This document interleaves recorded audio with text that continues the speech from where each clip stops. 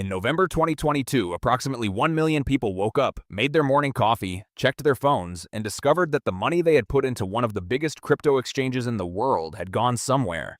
Not stolen by hackers with cool code names, not swallowed by a server error dramatically called the incident, not buried in a backyard in the Bahamas, although, spoiler alert, the Bahamas does come up a lot in this story. No, the money had just been used, by someone else, for other stuff. You know how you told your roommate they could borrow $20 for pizza and he came back 3 months later and said, "Actually, bro, I need more time"? Imagine that.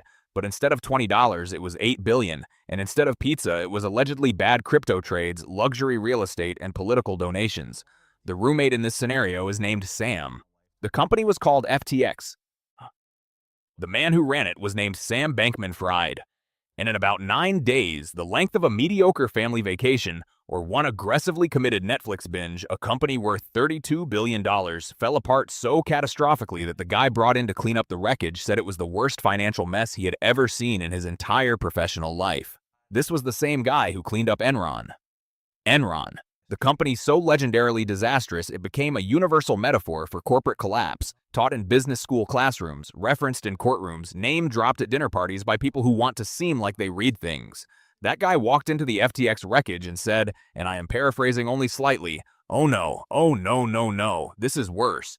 Take a moment. Let that marinate. Picture the Enron guy arriving, briefcase in hand, ready to untangle some moderately terrible corporate accounting, and instead finding what appears to be the financial equivalent of someone letting a golden retriever run a hedge fund. No records, no employee list. Nobody had written down where the bank accounts were. A $32 billion company. The bank accounts were just vibing. Somewhere. Unbothered. We'll get there. Breathe. There's so much more. The t-shirt that launched 1,000 wires. Now before we get into the glorious, catastrophic, absolutely unhinged details, there is one extremely important fact about Sam Bankman-Fried. One detail that will serve as your compass throughout this entire story. Your North Star. Your wait, what anchor? This man who convinced Wall Street legends to hand him billions of dollars, who convinced famous athletes and celebrities to put their faces on his brand, who donated tens of millions to politicians and sat in front of the United States Congress as a serious visionary, wore a t-shirt and cargo shorts to work. Every single day. To every single meeting. To every single pitch. Not because he couldn't afford better. Not because he'd had a wardrobe emergency. As a strategy. A deliberate, calculated, intentional fashion choice that communicated one very specific message. I am so intellectually transcendent, so singularly focused on the future of human civilization that I have simply not allocated any cognitive bandwidth whatsoever to pants. And guys, it worked. Spectacularly. Investors saw the cargo shorts and thought, this man is too busy changing the world to dress himself. He must be a genius. What they did not think, what apparently nobody thought, despite this being quite literally the most available information possible, was, this man cannot be trusted with basic organizational tasks. The cargo shorts were not a red flag. They were not even beige. They were treated as evidence of genius, which is perhaps the most expensive clothing decision in human history. Right up until, of course, it wasn't. A spreadsheet walks into a bar. It started with a spreadsheet, which is honestly the least dramatic origin story imaginable. You want Hollywood, you want a whistleblower in a trench coat, you want a dramatic parking garage meeting under one flickering fluorescent light. You want a story that starts with the night everything changed. What you got was a spreadsheet, published by a website called CoinDesk, with a headline so dry that most of humanity scrolled straight past it, probably on their way to a video of a duck doing something relatable. Those people really, truly should not have scrolled past it. Here's the plain language version of what the story said, stripped of all the technical language designed to make you feel like you need a finance degree to care about your own money. A journalist had gotten hold of a private financial document from a company called Alameda Research. Alameda was a trading firm that was, shall we say, extremely close to FTX. Like, we share a penthouse and some of us are romantically involved close. We will absolutely revisit that sentence. The document showed that a huge chunk of Alameda's claimed wealth, we're talking billions of dollars, was sitting in something called FTT tokens. Now here is where we need to pause for what I will call the printer moment. FTT was not Bitcoin. It was not Ethereum. It was not any currency that existed independently of FTX. FAT was a cryptocurrency that FTX had made up themselves. FTX created it. FTX controlled it. And the thing that was supposedly backing up Alameda's billions in assets was largely this token that FTX had essentially conjured from absolutely nothing, like a financial magician pulling a very expensive rabbit out of a very empty hat. Imagine a bank tells you it's extraordinarily wealthy. You say, "Oh wow, what's backing that?" They point confidently to a large pile of coupons they printed on their own printer this morning. You ask if those coupons have value. They say, "Well, we accept them." That is roughly the vibe we are dealing with. A technically creative vibe, not a financially sound vibe. Enter the other billionaire with a one-letter name. Most regular people read the CoinDesk story, thought, kinda weird, and kept scrolling to something more immediately rewarding to their dopamine receptors. But one person read it and did not scroll. That person was Changpeng Zhao, known throughout the cryptocurrency world simply as CZ, because when you're the founder of the world's biggest crypto exchange, you get to go by your initials like a supervillain with good PR. CZ ran Binance, the biggest cryptocurrency exchange on the planet at that time. He was also, as it happens, an early investor in FTX. So here you have the founder of the world's largest crypto exchange, who had personally invested in a competitor, reading a story about that competitor's balance sheet being largely constructed from tokens the competitor had invented themselves. On November 6th, CZ went on Twitter and announced that Binance would be selling all of its FTT tokens, about $580 million worth. His stated reason? Recent revelations. That's it. 2 words. Recent revelations. No elaboration, no explanation, just 2 perfectly chosen words that managed to communicate everything anyone needed to know while technically saying almost nothing. 2 words. That was the pin that found the balloon. Within hours, everyone who owned FTT tokens started selling. The price dropped, then dropped more, then dropped with the kind of enthusiasm previously associated only with cartoon pianos falling off buildings. And then because nothing accelerates a financial panic quite like watching the world's biggest competitor run for the exit, regular FTX customers started trying to get their money out. Not all of them understood the technical balance sheet architecture. Not all of them had read the CoinDesk piece. But when the owner of the world's most powerful crypto exchange publicly announces he is personally sprinting away from your exchange, your survival instincts honed over millennia of evolution specifically for moments like run when the big animal runs tend to kick in. Fine. Everything is fine. This is fine.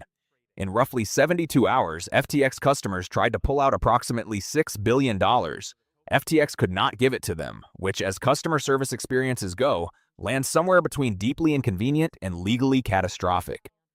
On November 8th, and I cannot stress enough that this actually happened, in public, on the internet, where it was immediately saved by approximately 1 million people. Sam Bankman-Fried posted on Twitter, "FTX is fine. Assets are fine. This is the financial equivalent of yelling 'I'm not on fire' while visibly on fire." The fact that this tweet exists in the historical record is a gift to everyone who has ever been asked to explain what brazen confidence looks like when completely detached from observable reality. 2 days later, FTX filed for bankruptcy. Gone. Done. Finished. A $32 billion company had traveled from everything is totally fine to we no longer legally exist as a business faster than most people finish a show they're only sort of into. It did not meander into bankruptcy. It committed. It filed with the kind of energy usually reserved for people who've already ripped the Band-Aid off and are now dealing with consequences. John J. Ray III, the same man who had untangled Enron, a sentence that will never stop being funny, in the darkest possible way, arrived to take over. His first court filing was essentially a love letter to chaos. No real accounting, no official employee list, no record of where the bank accounts were, no independent board members, no meaningful oversight of any kind. A $32 billion company. And nobody had written down where the bank accounts were. Just take a moment with that, sit with it, feel its full texture. The origin story, every villain gets one. Sam Bankman-Fried was born in 1992 in Palo Alto, California, which is essentially the Vatican of the tech world, except instead of spiritual guidance, it offers disruption and cold brew coffee. Both his parents were professors at Stanford Law School. He grew up in the kind of household where dinner table conversation would qualify as a TED Talk at most other homes. He went to MIT, studied physics, and this is genuinely important to say plainly, a legitimately, demonstrably smart person. Not smart for a fraudster smart. Actually, measurably, genuinely brilliant. This is the uncomfortable part of the story that the easy version skips, and the easy version is wrong. Because this is not the story of a dumb guy fooling smart people. That story exists, and it's entertaining. This is the story of a smart guy with a philosophy that contained a very dangerous loophole, and what happens when that loophole is exercised at scale. After MIT, SBF landed at Jane Street Capital, one of the most elite quantitative trading firms on earth. The kind of place where you need to be exceptional just to be considered for an interview. He was good at it. Around the same time, he discovered a philosophy called effective altruism, the idea that one of the best ways to help the world is to maximize your earnings so you have more to donate to important causes. Strategic philanthropy, aggressive charity, earning to give, as the practitioners call it. The philosophy is real. Serious people take it seriously. But somewhere in SBF's particular interpretation, the logic made a small but extremely consequential turn. It started to sound something like, as long as I ultimately help enough people, the specific methods I use along the way are essentially a rounding error. That, friends, is a load-bearing philosophical mistake. File it away. We'll need it later. The Bitcoin arbitrage era, or finding free money and running with it. In 2017, SBF noticed something. Bitcoin was being sold at different prices in different countries. In Japan, specifically, you could sometimes buy Bitcoin cheaply in the US and sell it there for significantly more money. This practice is called arbitrage, and it is, as concepts go, about as close to legal free money as finance ever produces. SBF did this. He made millions. He was 25. He also looked at the broader cryptocurrency market and saw what it was. Enormous, growing at an almost incomprehensible pace, and structured with all the professional rigor of a lemonade stand. There was no single, reliable, professional-grade exchange that serious traders actually trusted. Everything was chaotic. Everyone was winging it. So he decided to build that exchange. In 2018, he co-founded Alameda Research, a trading firm. In 2019, he launched FTX, a crypto exchange designed for more sophisticated traders, with features the existing platforms hadn't thought of or hadn't built. Then in 2021, he moved the whole operation to the Bahamas. And yes, partly for the weather, but more relevantly for the financial regulations, which in the Bahamas at that time had roughly the same level of intensity as the regulations governing a middle school bake sale. Lower taxes, lighter oversight, friendlier conditions for running a multi-billion-dollar financial operation without anyone asking too many pointed questions.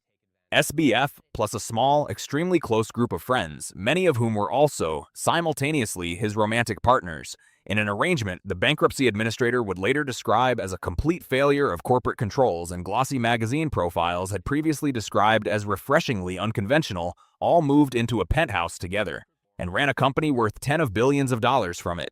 Let that marinate.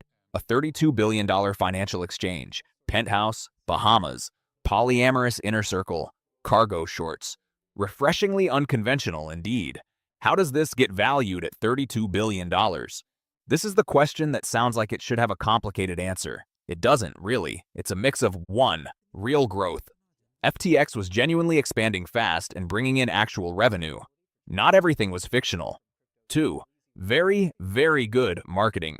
More on this shortly. We will spend meaningful time on Steph Curry. 3. Investors who were terrified of missing the next big thing and thus not looking as carefully as they perhaps should have. In 2021, the cryptocurrency market was experiencing what experts call going absolutely bananas.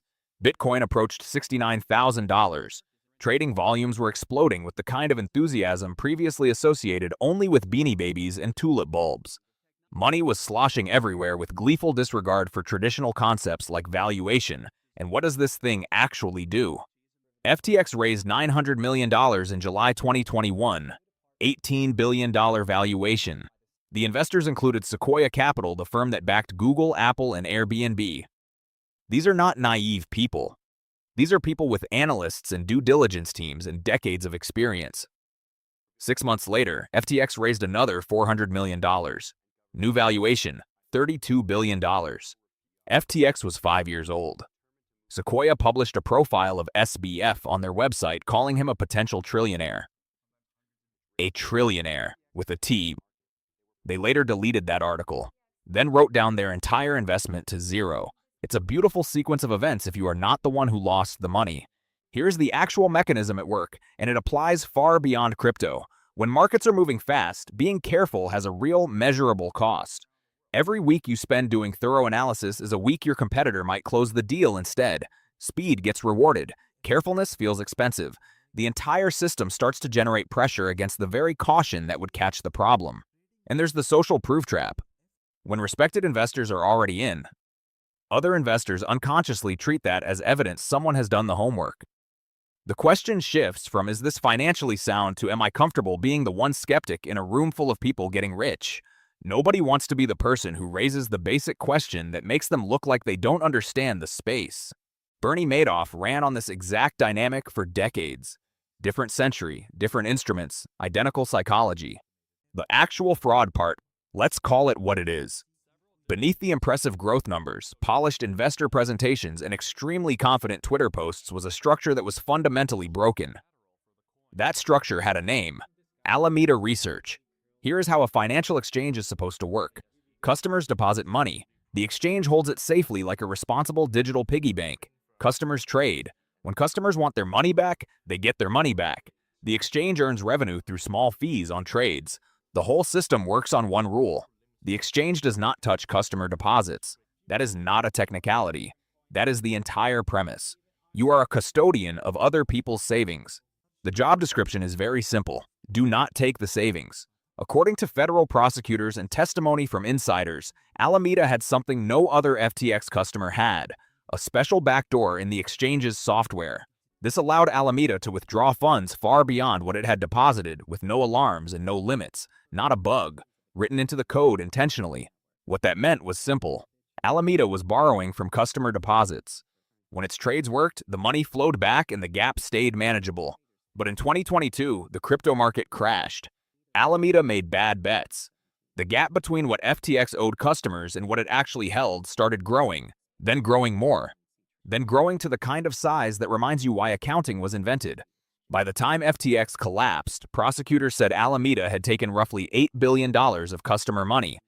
$8 billion belonging to regular people who believed they were using a legitimate exchange.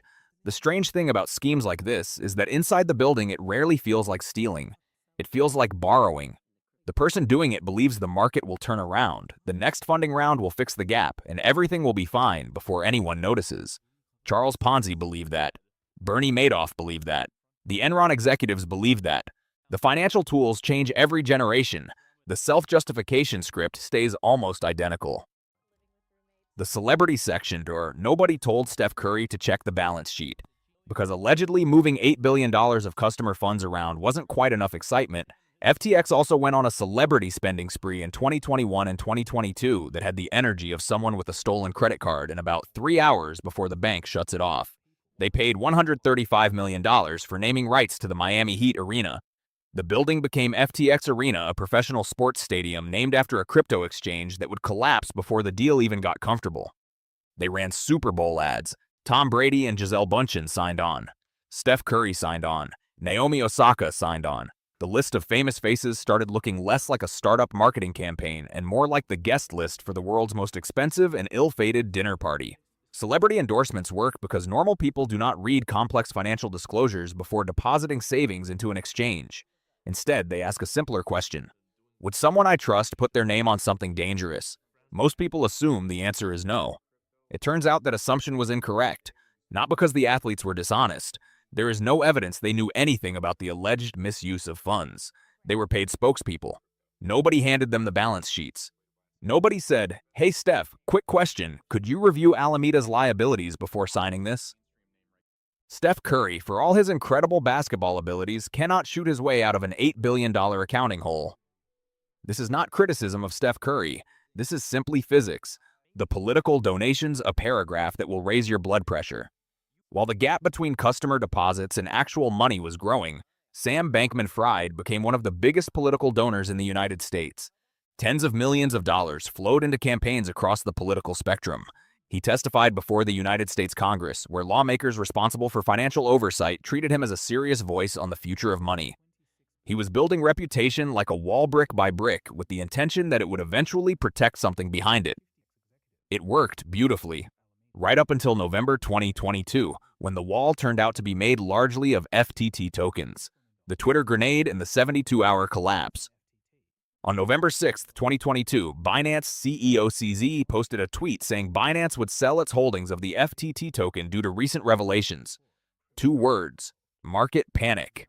Within hours, customers requested roughly $6 billion in withdrawals. FTX suddenly faced the nightmare scenario of a bank run. Real banks operate with fractional reserves too. They don't keep every dollar on hand. But real banks also have two things FTX did not. First, strict regulation and regular audits. Second, deposit insurance.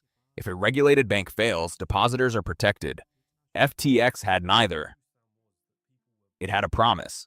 Once confidence cracked, that promise turned out to have roughly the structural integrity of a promise printed on FTT tokens. Sam Bankman-Fried tried to save the company. On November 8th, Binance announced it might acquire FTX. For a few hopeful hours, it looked like a rescue was coming. Then Binance looked at the books. Within 24 hours, they walked away, saying the problems were beyond their ability to fix. When the largest crypto exchange in the world looks at your finances and says, honestly, this is too much even for us, the professional term for the situation is cooked. On November 11th, 2022, FTX filed for bankruptcy. The arrest, the trial, and the verdict. On December 12th, 2022, Sam Bankman-Fried was arrested in the Bahamas and extradited to the United States. Federal prosecutors charged him with fraud, conspiracy, and money laundering. Several close associates pleaded guilty and cooperated with investigators.